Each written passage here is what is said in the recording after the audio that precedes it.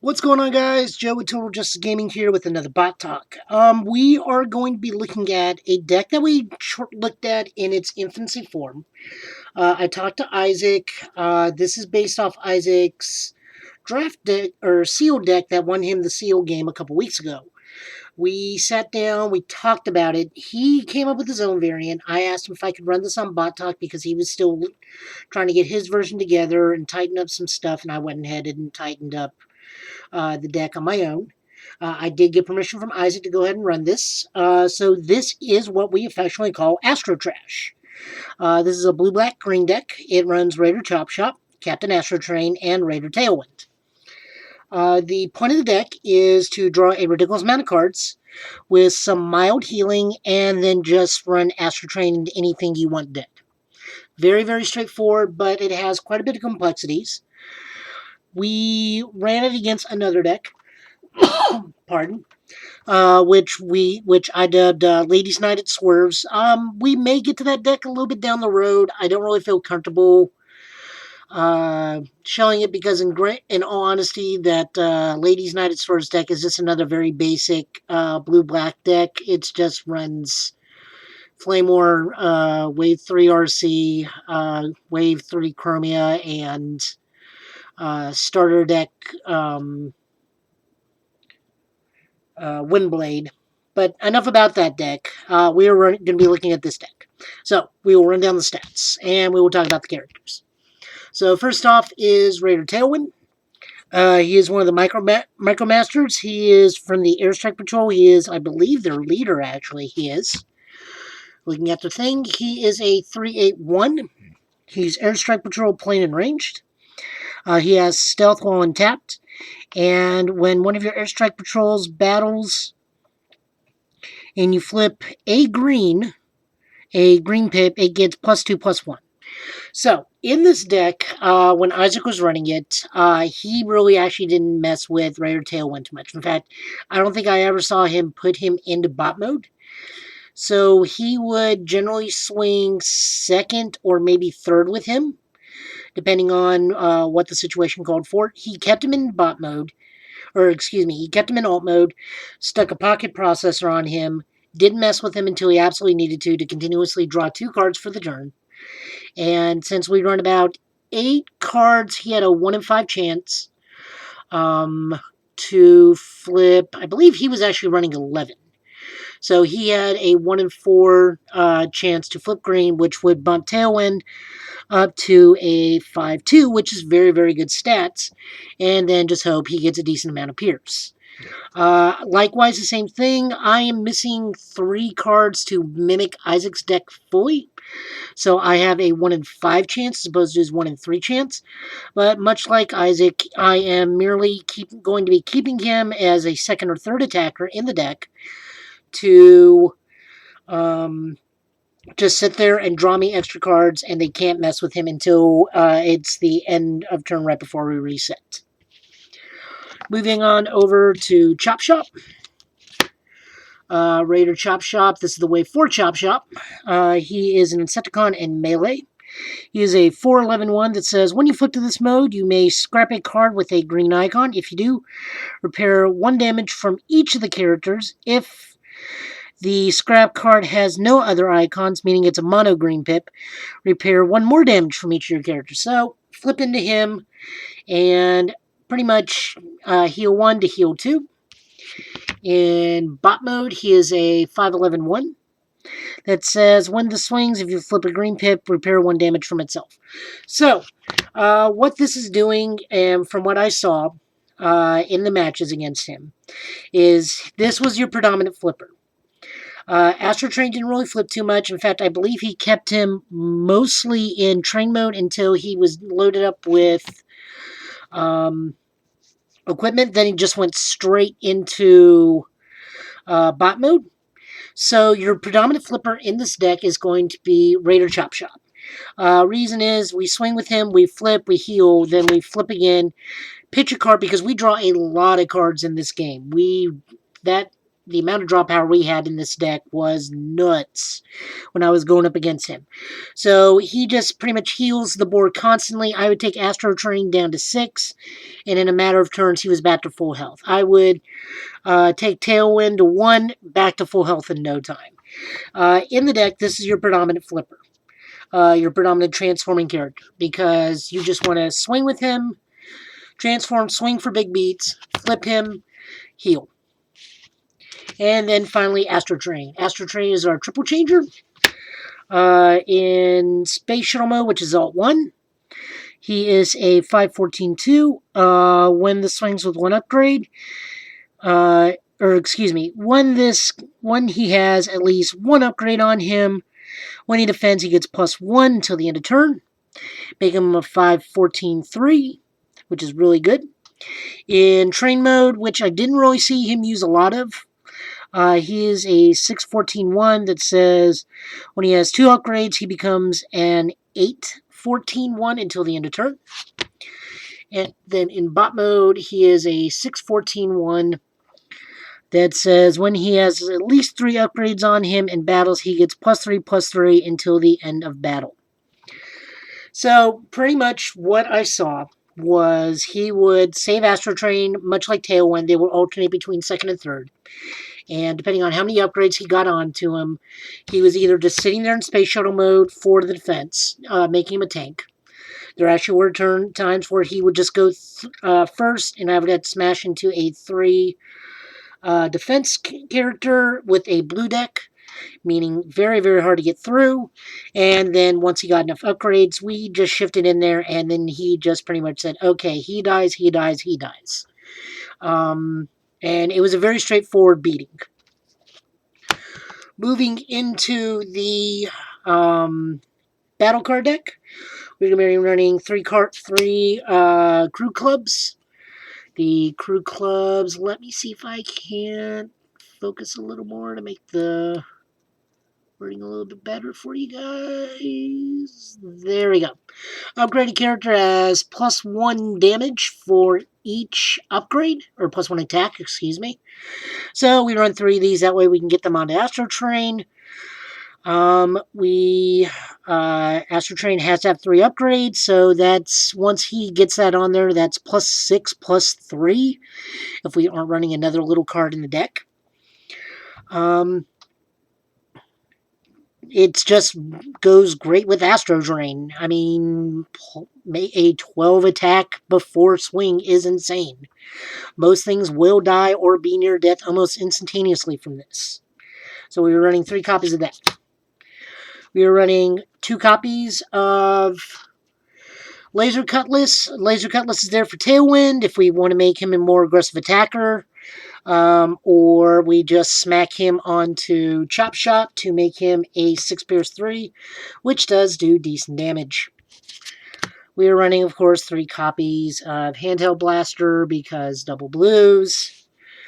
Armors, we are running 3 copies of Force Field. We can slap them on Chopshop because he has a bit of a weak defense. We can slap it on Astrotrain in case they get a big beat out and Astrotrain is tapped. Even with 3 defense, we still need to make sure Astrotrain survives at all costs. We're running 3 of these. We are running 2 copies of Smoke Cloak to give us tough 1 plus the blue-black. That's really it. It's just there for the blue-black and the tough 1. We're running 3 copies of extra padding. Isaac's deck also had 3 attack drones. I do not have 3 attack drones. So my version is going to be trying to stack the extra paddings onto Astrotrain. Obviously, the attack drone makes for a much more aggressive deck. Hits harder. Unfortunately, I cannot meet those requirements, so I'm trying to do the best I can with this build. We will, once Isaac gets done tuning it, we will be putting another updated version of this deck onto the channel. But for right now, we are going with mine. So this is extra padding, tough 1 up to tough 3. We can stack these on Astrotrain and then put crew club on it and just keep on swinging for the fences. We're running 2 copies of Pocket Processor for our utilities. We slap one onto Tailwind, maybe slap one onto Chopshop for extra draw. We want to draw a whole bunch to be able to get as many upgrades as quickly as possible. So the cool combo that Isaac showed me was putting this on Tailwind, leaving Tailwind untapped until he absolutely has to. The dude's stealthed, so you just get a free draw every turn, and they can't do anything about it unless they have removal. We're running 2 copies of Shoulder Holster. Shoulder Holster on Astrotrain lets us put 2 weapons on it, so we can put a club and what else can we put on him? We can put on double club. In Isaac's form, he had club and 3 attack drones, which that was just not nice. But this is there to let us equip the double weapons onto Astrotrain and just make him huge. Moving into actions, and this is quite an action-heavy deck. We have 3 copies of War of Attrition. This lets us burn, and your opponent has chooses one of their characters and does 1 damage to it. If this is the 3rd War of Attrition played, you've played this turn, the opponent, you can repair 3 damage from one of your characters. So, more heals in this deck. This is to heal up Astrotrain or heal up Chopshop, as Chopshop is not healing fast enough. This is just also burn for 3. We'll be able to get this very easily in hand because of the green pip and the accelerated draw in this deck. This is Isaac's MVP card. I didn't really understand it until I saw why he actually ended a game with this. But this is to move minor damage off like Tailwind or Chopshop. And move a damage onto your character that Astrotrain is going to smash into. Really, I look at it as a paint bomb, where you're just using this to paint a target and pretty much telegraph Astrotrain's coming next, get ready. But this does move minor damage off of Tailwind on top of Chopshop's already aggressive healing. So this is Isaac's favorite card. I don't quite understand why, but I'm starting to now. Running 3 copies of Steady Shot. It's a blue-black +2 attack pump. That's pretty much it. When I put up the match video, there's actually quite a bit of commentary afterwards. This is one of the suggestions I made to him. It's Swindled. It is the only orange in the deck. It is Draw 2, Pitch 2, with the ability of, if you begin the game with all Decepticons, you may play an upgrade for free. So, we get to draw 2, we pitch 2, which we don't really need a whole bunch because we're going to be drawing a whole bunch, so our hand's going to be very, very cramped. And in this case, this lets us just drop the double blues back into the discard pile, or the scrap pile, excuse me. Also, if we play this first turn, we can immediately put an upgrade on Astrotrain and let him swing in and then tank a hit. We are running just 2 of these. We don't really need too much draw because, like I said, this deck has a lot of aggressive draw. Speaking of why this deck has a lot of aggressive draw, we are running 2 copies of Equipment Enthusiast. We are only running 5 white. That's fine. With as much as we are flipping and with as much as we are drawing, we're going to hit these whites pretty quickly. Just Astrotrain alone lets you draw potentially, good lord. You draw 1 for turn.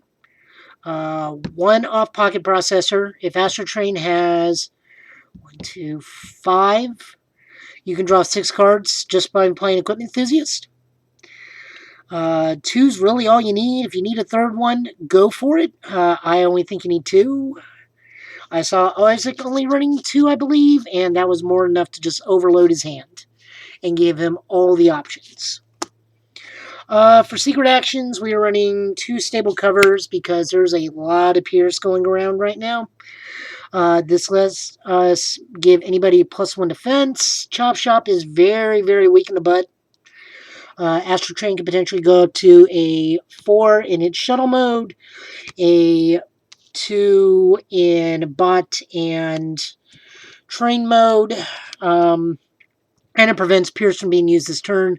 This turns off a lot of decks right now, so we are running at least 2 of these because they are Secret Action and a Black Pip. Running 2 copies of Reprocess. We can scrap an upgrade from a character and repair 2, or we can just pitch this with Chopshop and repair 2 to everybody on the field all at once. We're running 2 copies of the bigger they are. That way Tailwind and Chopshop can swing up into people and deal decent damage, giving them +2 and Pierce 4. We only really need these 2 because, again, we're drawing a whole bunch and we only really have 2 effective targets. And then finally, the single card we are running is EMP Wave because it's a star card. This is a 23-card deck. And it's a double blue pip, meaning we are running 4 double blue pips. So one of the questions I asked him is, why are you not running Security Checkpoint?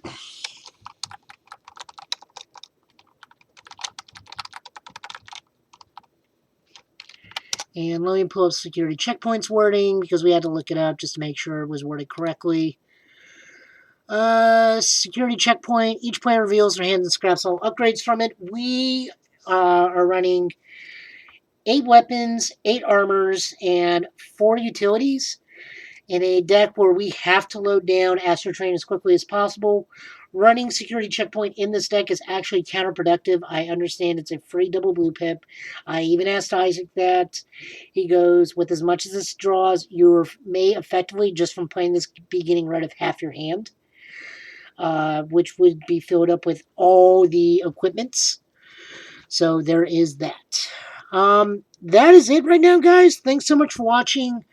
Next week, we will be checking out the gameplay video between Astrotrash and, pardon the paper towel, between Ladies Night at Swerves. We'll see how well that fares. It does not fare well for me, I'll tell you that right now. So guys, thanks so much for watching. Please feel free to like the video, dislike the video, subscribe to the channel, comment. We're going to be trying to bring you stuff at least once a week, mostly on Tuesdays. And I'll see you guys next time.